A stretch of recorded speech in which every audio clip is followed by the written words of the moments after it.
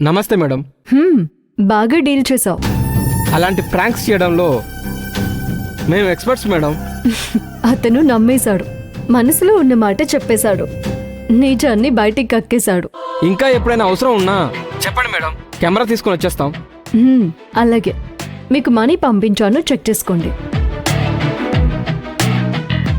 అతని ద్వారా నిజం చెప్పించగలిగాను. ఎవరి ద్వారా నిజం చెప్పించావు? నువ్వు అన్నావు కదా, ప్రేమలో నీతి నిజాయితీ ఉన్నవాళ్ళు తక్కువ అని.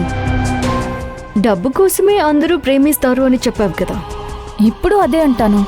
ఇప్పుడు కూడా అదే నిజమని నేను నమ్ముతాను. కానీ అది అబద్ధమని ఇప్పుడు ప్రూవ్ అయింది. ఏ విషయంలో? నేను ప్రేమించిన అబ్బాయి విషయంలో.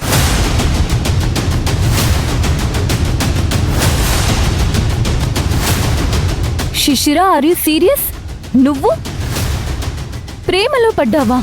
అదేంటి, నేనేదో సముద్రంలో పడిపోయినట్టు, అగాధంలో మునిగిపోయినట్టు అలాంటి ఎక్స్ప్రెషన్ ఇచ్చావు. ఏ, నేను ప్రేమించకూడదా? కానీ ఎన్నిసార్లు అడిగినా కాదు కాదు అని అన్నావు కదా.